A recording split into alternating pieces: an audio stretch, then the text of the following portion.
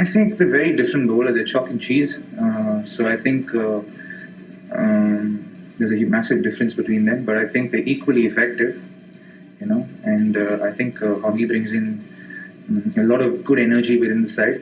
He's an extremely funny character. It's unimaginable for a man of 44 years old, for an age of 44, to have that kind of energy. As in some of us find it difficult to keep up with the man. He's a lot of fun on the field. Keeps everyone in splits all the time.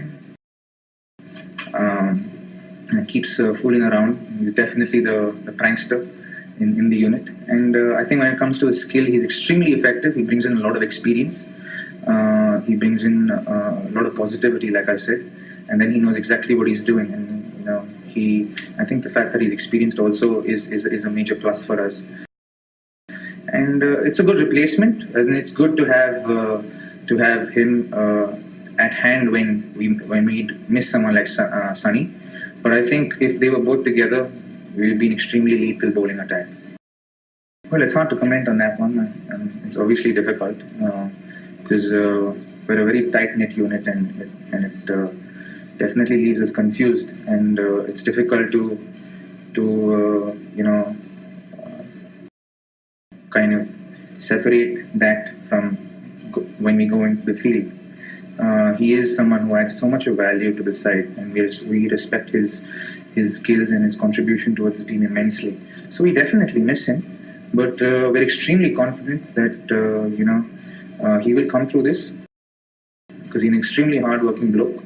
He works really hard on his skill, and he's a very quiet guy, a little sensitive, if I may say so. But if that's maybe a little too personal, but I'm sure he'll come out strong out of this. This will obviously help him, and I think from what I know of him, he will come through this extremely strongly. Not necessarily.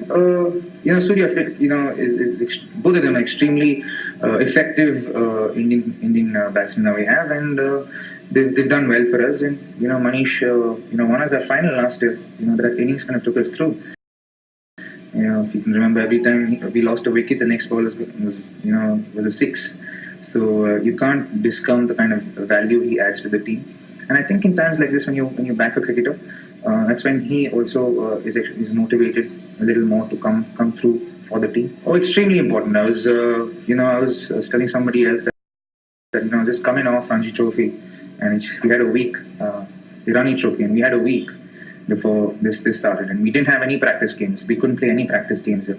So it took a few games to get off the blocks, and you have to make minor changes to technique when you come from 4-day cricket to T20. It's a big jump. So it took me a little time to get off the blocks, but I was hitting the ball well from the first game onwards. I was really disappointed that I wasn't converting the starts, but I knew that every game was getting better and better, and that gave me a lot of confidence. And last game, I really pinched my self-respect a lot. I felt responsible for letting the team down, and when I just had to stay in there because we'd gotten such a good start. We needed less than 5.5 runs in over. I just need to stay there and rotate the strike. I just, like I said, I'm glad that we had this game on the bounce against the same opponent in a similar situation. We'd lost a couple of wickets, and even a good dip in a situation where we had to soak up the pressure. And I just decided I'm going to hold one end up.